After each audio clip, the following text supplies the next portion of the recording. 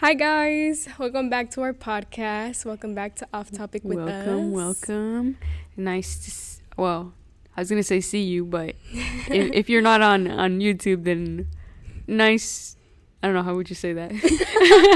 Oh my god. Because technically I'm not hearing you either. You're just listening to us. Yeah, nice you seeing us. Nice you to see us. Nice you listen and see us. Anyways, whatever that introduction was, welcome back.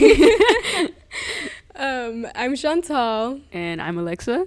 Yes, and today we are going to talk about being first generation college. Yes. I'm excited for this one. Yeah. And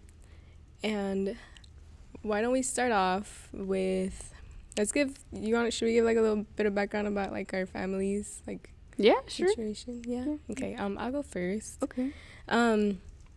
So just for some background info on us, on our situation for being first generation. My mom is from Durango, Mexico. My dad, he is from Jalisco, and they both immigrated here. None of them went to college.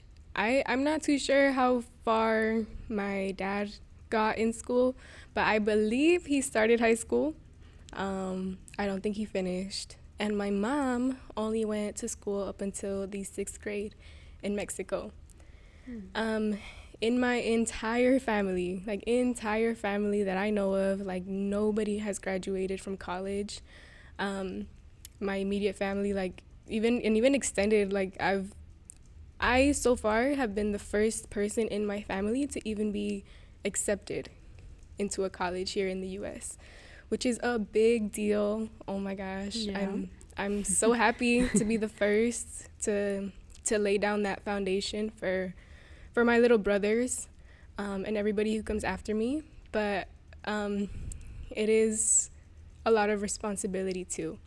And we're going to talk a little bit more about that. But What about you, Alexa? What's your situation? So if you guys didn't know, I'm the daughter of a single mother.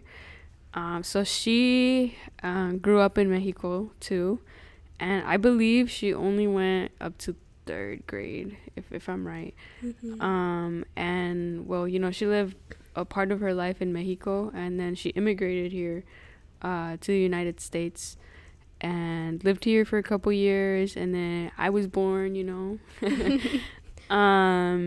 And yeah, well, like I'd say it's pretty difficult, well, as first generation and only having a single parent, because like she got here without knowing the language. Mm-hmm. And I do remember when I started school, I think it was like around like 1st or 2nd grade, she like sat down with me and had a conversation with me, and she told me that well, coming up forward, like she wasn't gonna be able to help me in the ways that like any other parent does, because she didn't speak the language, that she didn't speak English. And I kind of had to take all into my hands and take responsibility for my learning at a very, very young age, because I could ask teachers, but asking help from a parent was very difficult. Yeah. And it's nice that you got the talk, because Yeah. I feel like most kids who are in that situation kind of just have to, like they realize that on their own, like how truly on their own they are. And it's tough. It's hard for a lot of reasons, not only because you're the first one that's going to be going through all of it, but also because the way your upbringing is makes it so hard for you to really see yourself getting to live that privilege, if that makes sense. Yeah. And I feel like there's a lot of guilt that's associated with that too.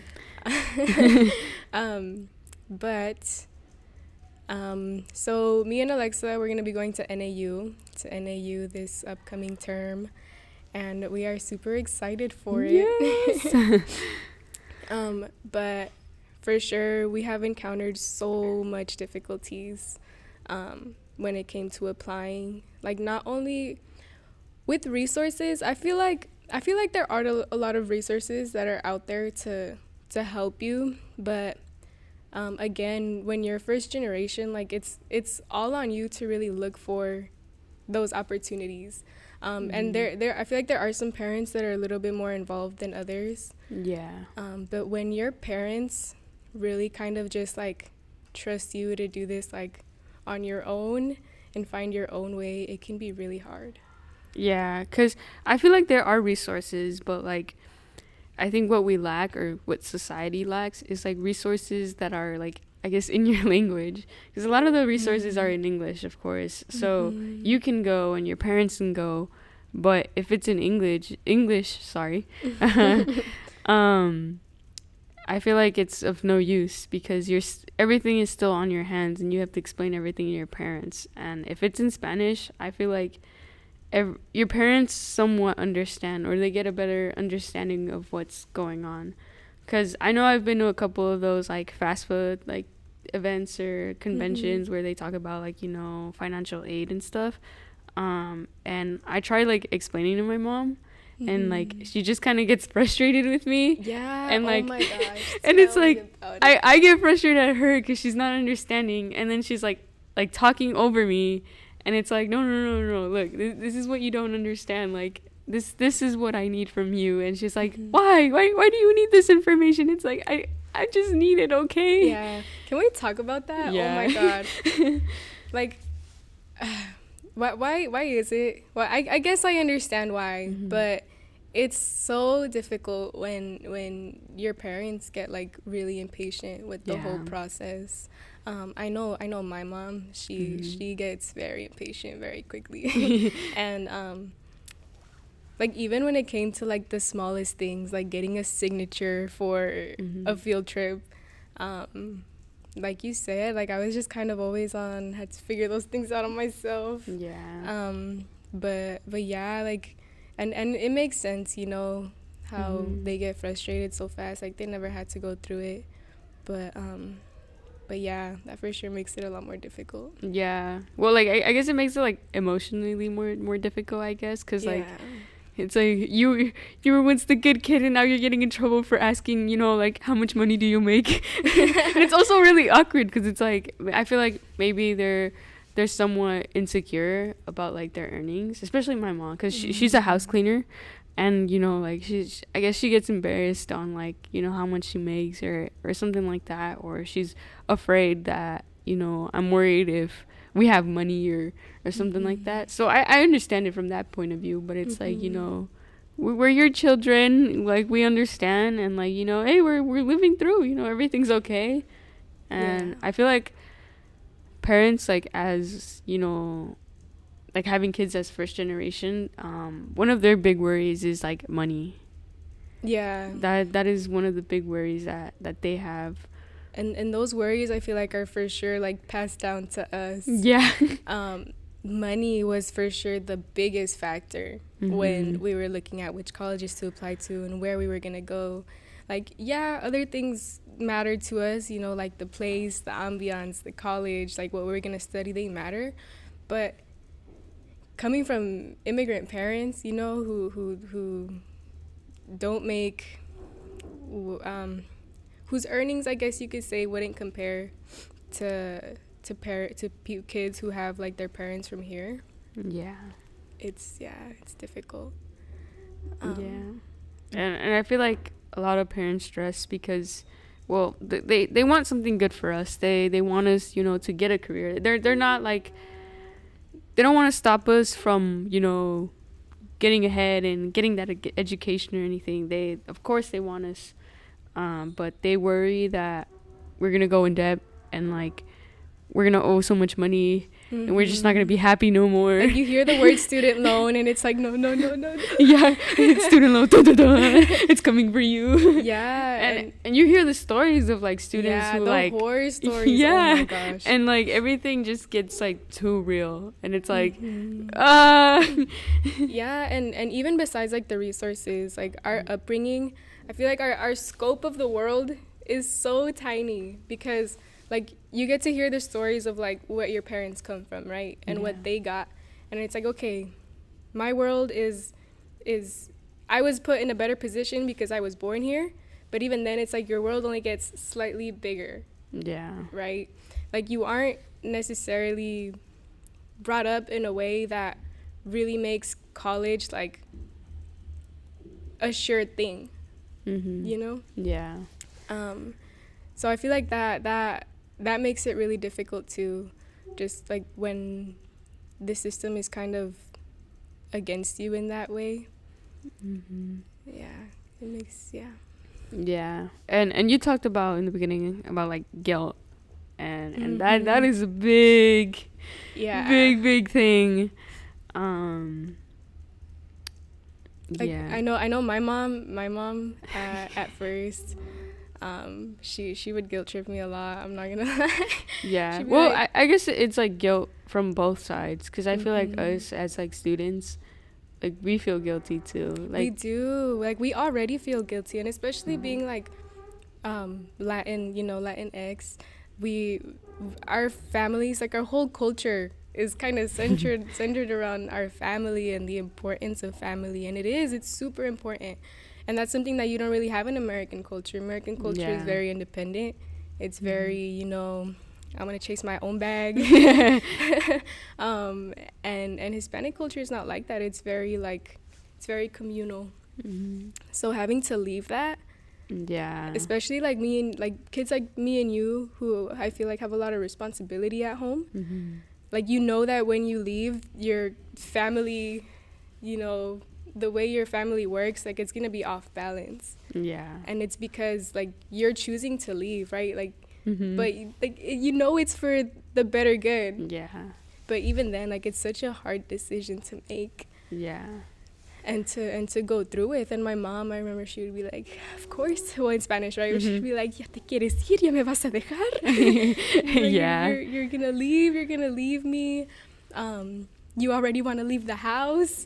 And she's like, it's not like that. Like, why I'm doing it. I'm not leaving to go party for 4 years. Like, there's a purpose for it. And as the days gotten closer, I feel like she's come around to it a little bit more. And she's for sure supportive.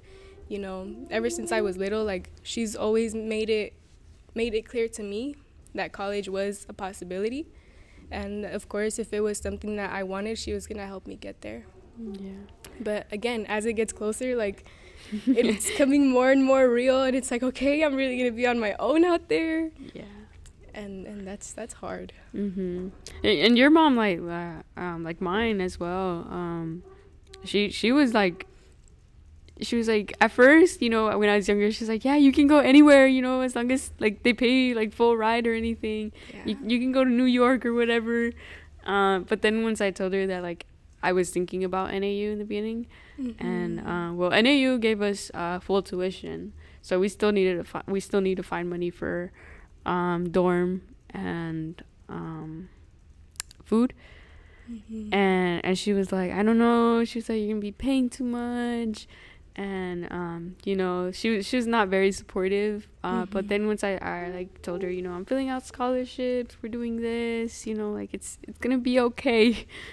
She came through, like she started feeling more excited for me, and like mentioning stuff. She's like, hey, we can get this for NAU when it's cold out there, but I feel like sometimes like she's like, oh, did you hear about this about NAU, like their courses are not that great, or like something like that, and it's like, why are you saying this to me? But yeah, like I feel like I've heard that one of like the major things on why like Hispanic or like Latino kids don't I guess go get an education or finish their education is mainly because of like family guilt, on where they're like, you should just stay home and make a family here and work. There's so much fear. Like it's fear of the unknown, and that is both for the parents as well as for the kids. Do you think like parents think about like if we were to go to college, that you think it scares them that we might eventually become like too different? I think like branch off from our culture too much. Maybe, I feel like very very little, like they fear that somewhat, like, you know, we just don't want to like associate with like our family anymore, and it's not like that. Of course, like, we want to like grow and be independent and, like, you know, become someone in the world.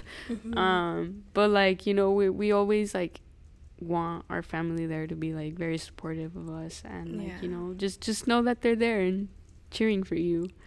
And that's where the balance gets tough, because, you know, on one side, you know, you have your parents who, you know, family comes first, and, you know, it's all about, you know, all of us. It's a communal thing, you know, but also you're living in America, and you're gonna have your future in America.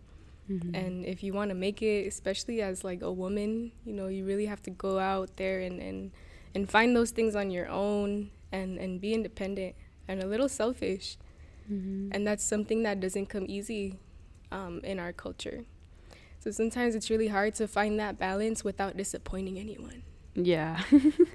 That's where it gets tough. And don't get me wrong, like, there have been a lot of really great influences in our lives who have tried to show us and tell us and mentor us and guide us. And really show us that it is a possibility, and it's okay to be a little selfish.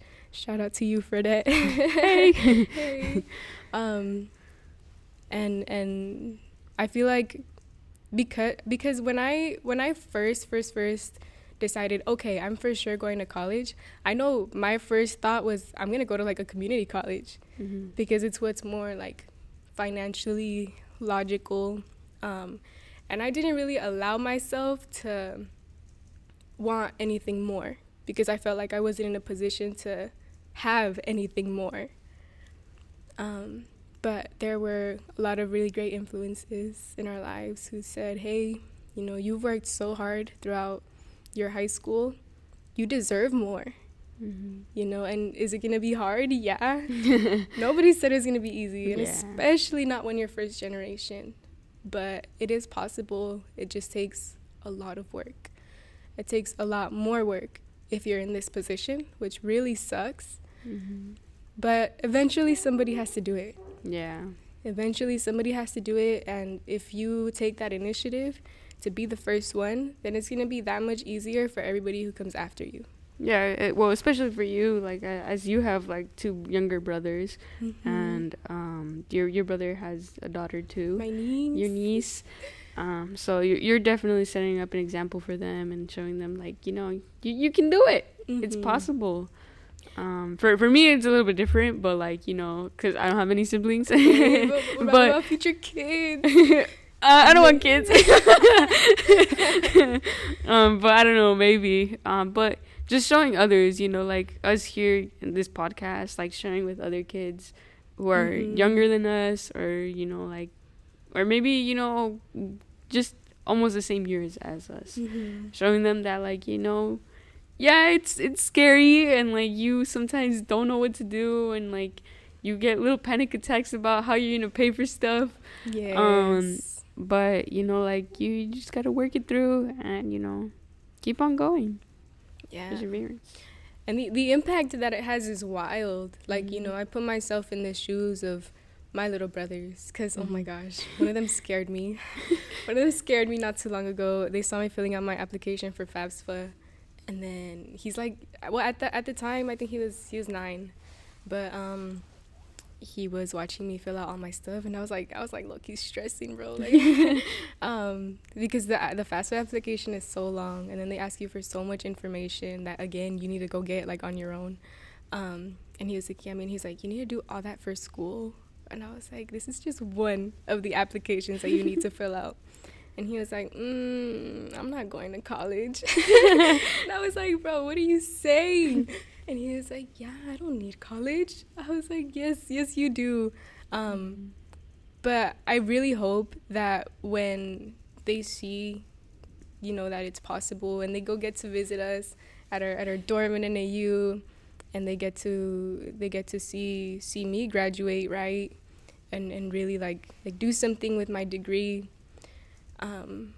I'm hoping that that is gonna make enough of an impact on them to make it want it for themselves, because like all, you know, our parents, most parents of like immigrant children, they work really strenuous jobs where you have to wake up at 3 a.m. and get back at 6 a.m. if that's what's needed, because that's what you need to do to make sure that the bills are paid and there's food on the table. And if you really want to get out of this cycle of generational suffrage, then it's what needs to be done. Yeah. Because, like, you know, we're not, they the way they operate is very much like how it is in Mexico, you know, where like you just kind of work all day and you know, that's how you make it by day. You spend time with family, and that's how it is. And over here, it's not like that. So it is a big shift, and it's up to first generation students to find that balance and see the shift, kind of figure out where they fit in all of it. Yeah, and I feel like for us, it's very scary, like especially moving up to Flagstaff, because, well, we're scared that we're not gonna find our people. Yeah, like as Hispanic students, we've heard that, especially from NAU, that like diversity isn't the best. Yeah, and that does scare me. Does that ever like concern you? The thought that you're gonna change too much. Change too much in what way? like you're gonna maybe start like acting a different way, or just because the most of the people that attend NAU, right, are white.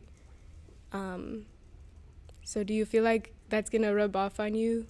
I don't think so, because like, I mean, that's not gonna change, you know, the way I eat, or, you know, the way, you know, how I feel about, you know, my culture or anything, you know. Of course, you know, I'm gonna respect other people's culture as long as they respect mine, you know. Like, I'm not gonna change for anybody, you know. I'm me. Yeah. Like, it does scare me that I'm not gonna find other people. Well, I know, you know, we're cool with each other, but like other people that, cool, you know, I guess. Like other people who are like us, where, you know, we work hard and study hard.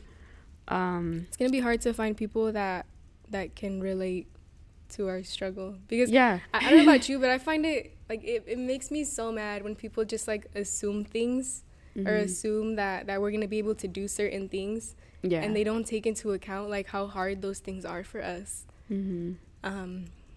So I know that's gonna be tough, but I just think about it as like, you know, it's gonna be 4 years, right? And I don't know if I'm gonna stay all 4 years at Flagstaff. Maybe I'm gonna be done with year 1 and I'll be like, you know what, I don't want to be here anymore. And then I'm gonna transfer to like ASU, or maybe even a community college. We'll see how we are with our finances. But, you know, it's gonna be a long time where you're gonna be associated with a whole different demographic of people. And eating. I feel like, me personally, I'm gonna try my best to eat the foods that, you know, hit close to heart for me. But like in our dorm room, we don't have any real way to cook food. Like we don't have stoves or anything. Like you have to kind of make a little improv kitchen where you can have like your toaster, maybe a little like electric comal or something. I don't know. But it's gonna be really hard to bring your culture with you. Yeah. And I feel like for sure I'm gonna be influenced by it. And even though I don't want it to change me too much, I really can't tell you how much it's going to really affect me. And the thing is, like, college is only 4 years, but you're going to get out of college and then you're going to be wanting to enter the workforce with people who are probably the same demographic. Yeah. You know? So it's like, I'm just not really sure how it's going to play out in the long run and what that's going to do to me, like, as a person. Well, I always say that, you know, change is beautiful as long as it's good change, not change for bad, I guess. That's true. And, you know, I'm actually kind of excited, you know, like to, I guess, branch out and experience other cultures, because, of course, not everyone is white. Of course, there's maybe like 5% indigenous or something out there. Yeah. And I'm really excited to meet other people and, you know, learn about their culture. Because here at MIT, there's pretty good, you know, diversity here. Yeah. Surprisingly.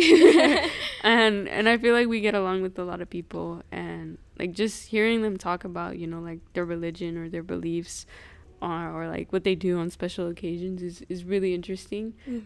Like when we had the cultural night, where everyone, you know, dressed up really and nice. like had dances. I thought that was pretty cool. It was beautiful. Yeah. So that is one thing I'm really excited, like collaborating with those people, and like, you know, just getting to know them, you know. Because like you said, like we're not always gonna be encountering people who are the same culture, like have the same culture as us. So we kind of have to adapt, and you know, just work what we got with what we got. Yeah, and even though we do live, you know, in America, we live in Arizona, I feel like even then, like the community we grew up in, the community we live in, like we live in Maryville. Right? Yeah. So like our whole community, our whole area, even then, it's people, again, who are like us.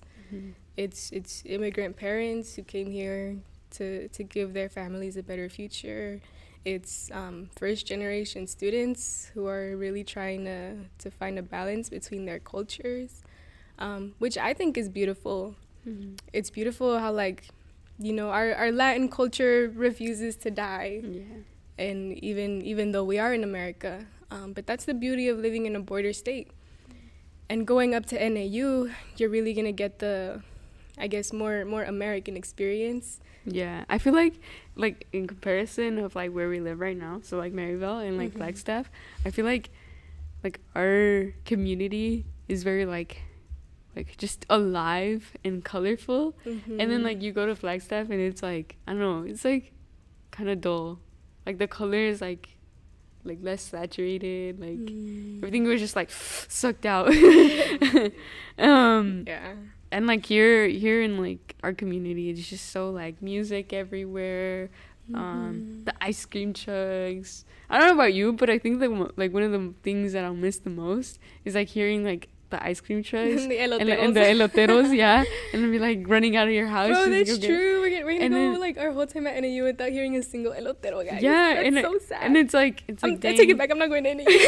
But that's what I was thinking right now when you were mentioning the community. And I was like, dang, it's like they're really not gonna have any eloteros over there. Nah, like, dude, because my neighborhood has a pan guy now, guys. Yeah, wait, is it the one with the van? Yeah. And then it's like el panadero se va. Yeah. That used to pass like down my street like every Wednesday. Yeah, dude. Oh my gosh, I love that guy. Yeah. Like, I haven't, guys. He passed by my neighborhood like once, and I thought it was so crazy. And no lo alcancé. No. And then I've been waiting for him to like pass by again because I wanna buy pan, guys. But he hasn't come by anymore. And I was like, no. So for any like. I know. Missing out on a great customer, man.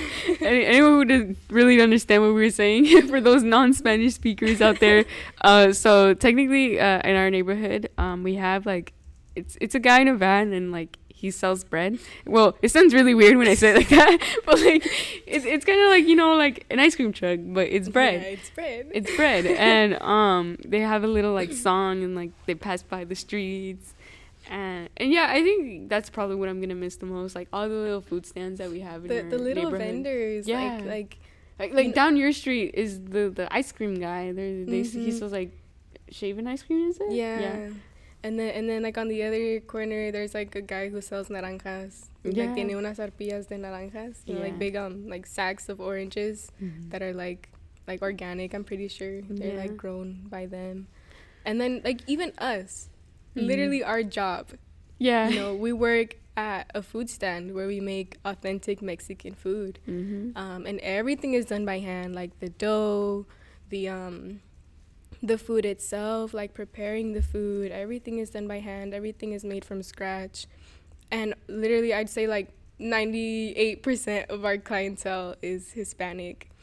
And even like speaking to the customers, the ambiance, the like just laid back, like chill, you know, just like joking around. you have such a good time, and the day goes by so fast, and you're Yeah. always in a good mood. Like, the customers put you in a good mood. Mm-hmm. And it's kind of scary Yeah. to move away from all of that. And it's scary because we're moving on to something we don't know yet, Mm-hmm. right? And who knows? Maybe we're gonna find a similar community when we go to NAU, but nobody can guarantee that for us. Yep. So that's really what makes it scary.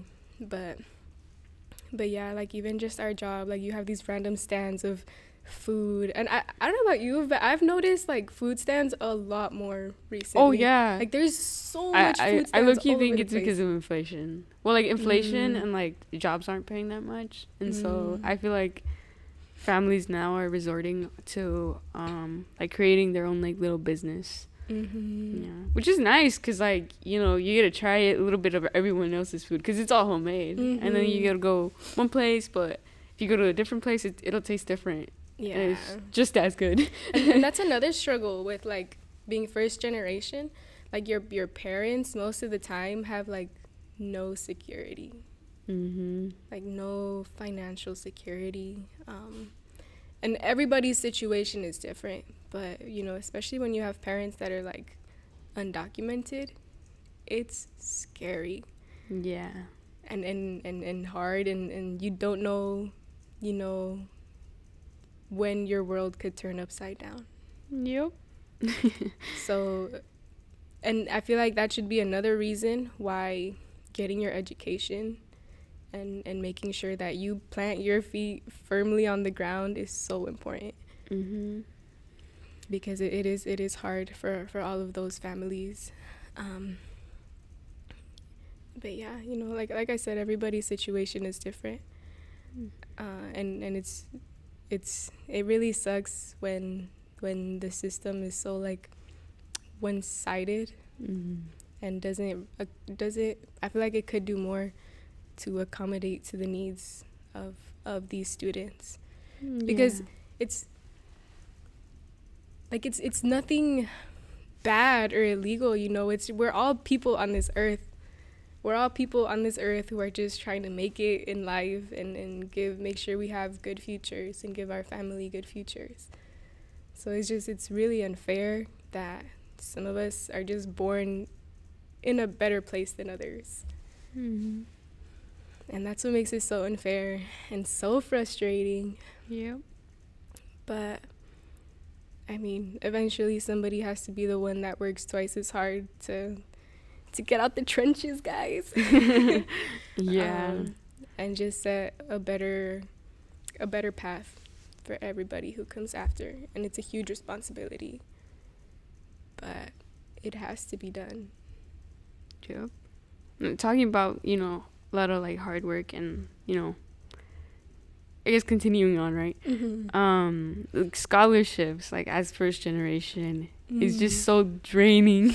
It is. I know me and you have been, you know, like applying like constantly, like almost since the beginning of the year, and it's just like, you know, essay after essay, you know, editing, sending in information, and like it gets really tiring because, you know, like applications, you know, you need a lot of information, you know, like about your school, like your principals, your parents, you know, what do you do on a daily basis? Do you work? Mm-hmm. And I feel like it's really tiring when you apply to like 1,000 scholarships and like maybe like one or two like get back at you, and the other ones is like they don't really say anything back to you. Or Yeah, and it's draining, especially when your particular, like, financial situation or, you know, document situation is complicated. mm-hmm. Like, finding the answers for how to fill out your applications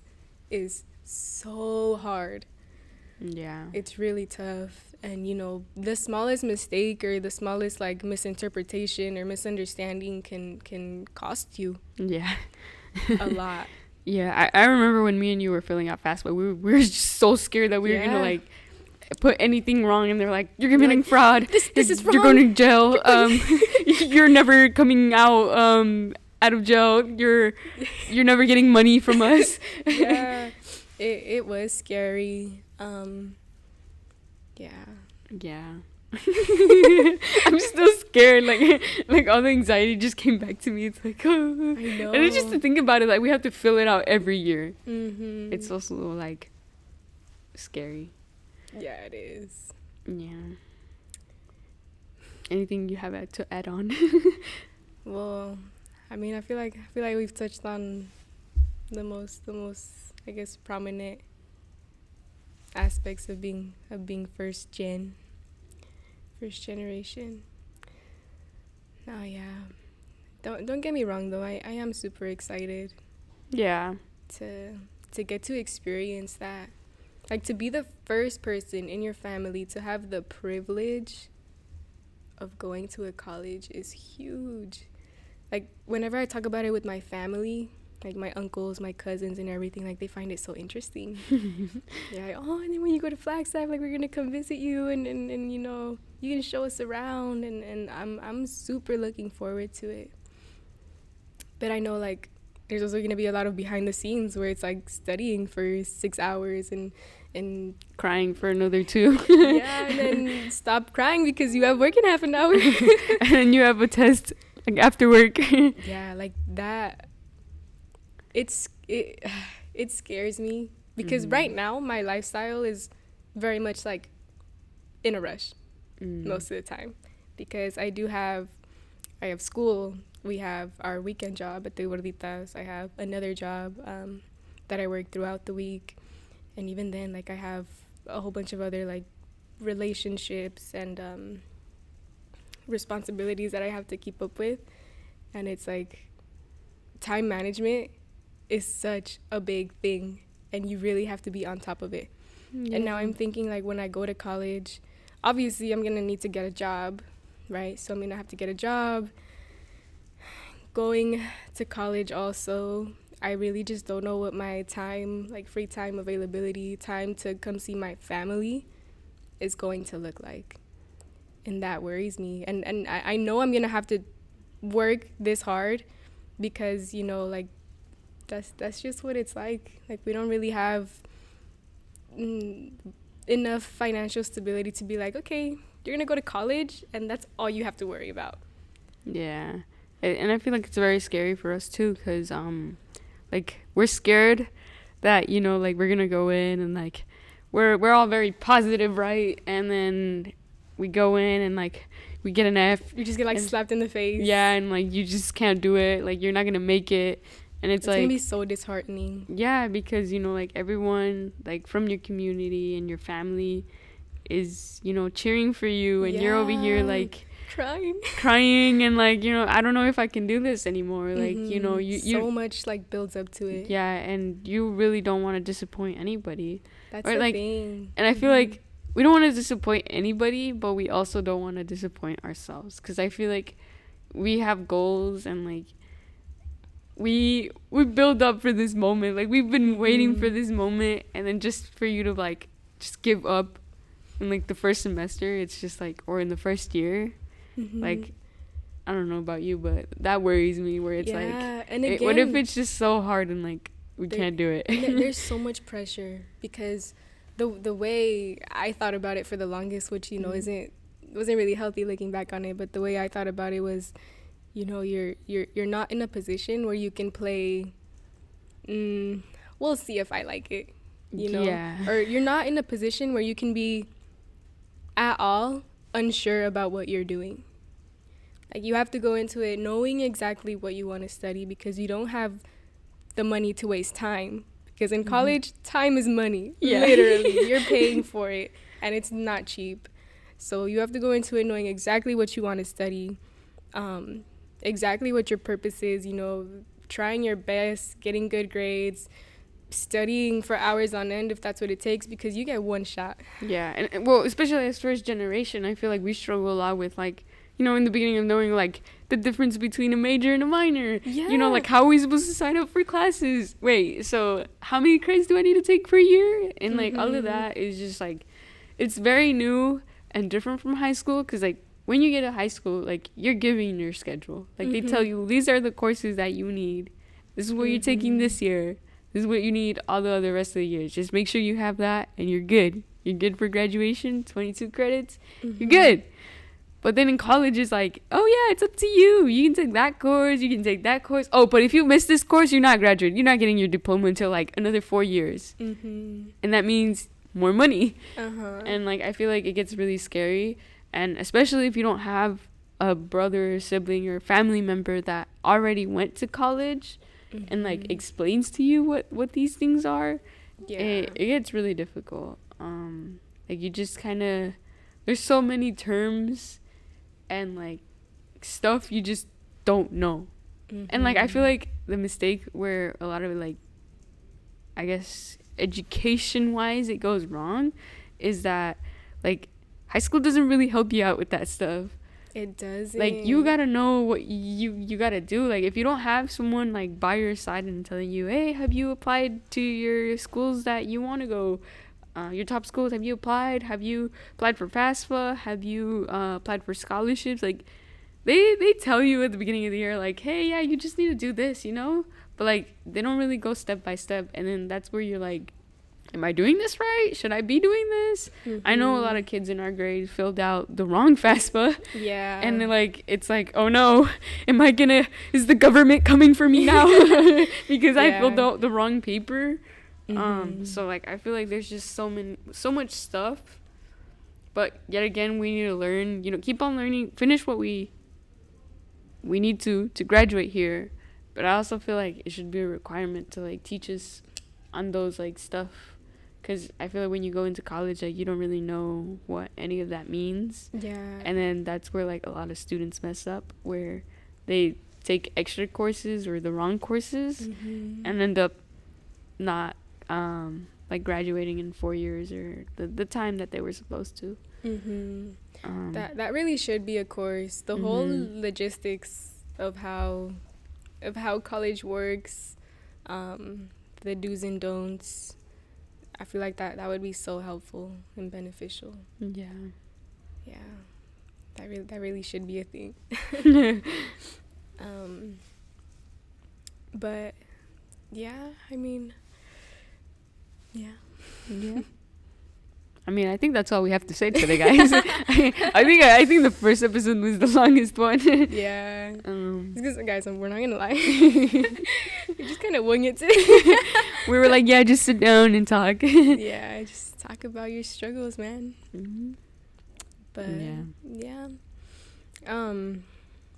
All in all, though, for those of you who are out there and in this position, we hope that at least hearing it from somebody else, because I know there was a lot of times for me personally where I just felt like I just got a lot of anxiety or just super sad, like stressed out, felt like I was incapable, you know, because you look at this thing and it's so big and it's like, if nobody before me has done it, if nobody before me has gotten that privilege to do it, like, why do I get this privilege? Yeah, what makes me different? What makes me different? What makes me capable? And that thought alone is like, it's such a torture. It's such a torture. And it really does mess with you. Yep. But I hope that for those of you who are in our position, I hope you guys find identified with something that we said today. Yeah, and you know, you're not alone. There's people who are experiencing the same thing. Your struggles are valid. Yeah. And that's why we're here, you know, talking about this. That's the purpose of this podcast. Yes, so people know that, you know, we struggle too. We're not the perfect, you know, A+ students and like living happy lives. Like, you know, there's downs to our life too, you know, and we cry ourselves to sleep sometimes. Believe it or not. It's not a joke. Yeah. And you know, we're here to tell you that, you know, we've been through that. Like Pitbull, what did he say? Been there, done that, something like that. Yeah, been there, done that, something, and you know, you search it up on the internet. But you know, we're here, and we're gonna tell you all about it. We're gonna go to college. We're gonna tell you all about it. Maybe we should make a little podcast episode about everything we've learned about college. Yeah. Well, yeah. We're planning to carry this project after we finish our senior project. Continue making episodes for you guys, updating on our lives. Yes. As we continue on our journey to college. Okay. Sorry, this is the Pitbull quote, guys. Oh. Shout out to Silali for pulling it out. Believe me, been there, done that. But every day above ground is a great day. Yeah, preach. Mr. Worldwide. Dr. Worldwide. The one and only prophet. Mr. 305. Philosopher. Sorry, you were saying? I don't even know what I'm saying. His words were too inspirational. I just had an epiphany. Yes. Oh my gosh. Yeah, but we are super excited to carry on this project into college. Yeah, and we hope you guys choose to stick around. Yes. I don't know about you guys, but I like just like playing our podcast in the background, like while you're doing something. Like it just makes for good like little background noise. Yes. Oh yeah. Yeah. So please make sure to subscribe on YouTube and Spotify and follow, subscribe, whatever. Tell your friends about us. Yes. Tell your family about us. Post us on Facebook. Tell your mom to post us on her Facebook. So yeah. Doñas unite. Suegras. Suegras. Plural. Yeah. Well, you never know. I'm just kidding. But yes, spread the word and keep listening to us. And I think that's all we have for today. So yeah, school's about to be out. Yes. But yeah, guys, thank you for joining us on our second episode, being first generation college. Yes. And something to look forward to. Should we say what our next episode is gonna be? I actually don't know. Stay tuned. Okay, we'll keep it a secret. Yeah, a maybe little surprise. You have to check it out on Instagram to know. So you got to be checking every day. You got to keep a lookout on Instagram too. And you guys too, if you guys have any suggestions about what you guys want us to talk about, if you guys really want that episode about what we have learned about college logistics, how things work, the most important things, let us know you guys want to hear that. Yes. And anything else you guys want from us, we're open to suggestions. It's a conversation. It's gonna be off topic with us. Yes. So yeah. Thank you guys for tuning in. Thank you. See you guys next episode. Bye. Bye.